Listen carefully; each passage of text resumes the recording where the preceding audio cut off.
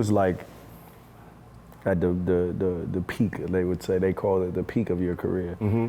What did you think about in games? What was your mentality if it wasn't to prove anyone wrong or show somebody something? Okay, so in my peak, was it to win? So in my peak, right? Like when you didn't have to worry about a coach being like, I ain't sub him out, you know what I'm saying, where you was just agent. So my thought, well, to be honest, my thought process changed every quarter. Right. It was a quarter by quarter. Like, so first quarter was like attacking my opponent before he attacks me. Right? So I want to let him know I'm the dominant one on the court. So that's why I'm going to do the most trash talking. The first quarter, I'm going to do the most trash talking, and I'm going to be aggressive, right? Second quarter is finishing the quarter positive, right?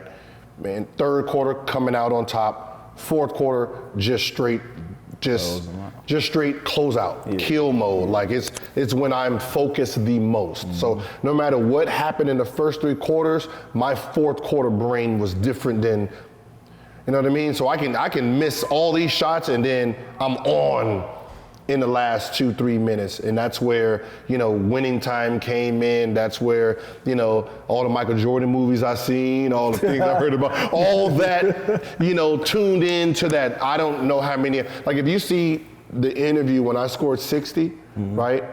And the lady was like, oh, you had 60 there. And I was like, wait, what? Mm-hmm. It shocked me because I never looked up there because the part of the game was not what my stats look like. That's first two quarters. Yeah. That's first two quarters. Yeah. That fourth quarter, it was a whole different mindset.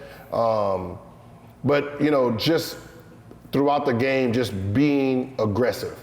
Like I'll tell somebody like, yo, if I'm not being aggressive enough, I'm being too aggressive, let me know. So I'll look at the sideline, and I used to have Chucky Atkins and I'm like, man, keep going, because when you're playing a game, like if you're out there making passes, you gotta remember they can see something different. You out there and you getting people involved, and they be like, no, you need to turn it up because it's about that time. I'm gonna look and they're gonna tell me turn it up, or be like, yo, slow down. You're like, you're tiring yourself out. You're too aggressive. You're pushing it because in the fourth quarter, I don't need them.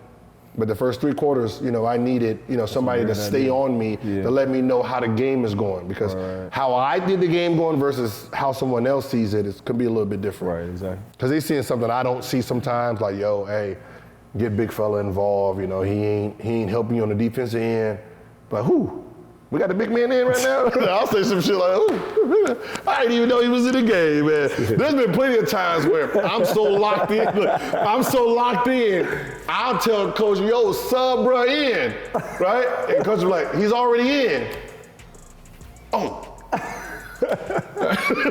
Because some people were better in pick and rolls. And I'm like, oh, I need to pick and roll right now. But I've been doing one-on-one the whole time.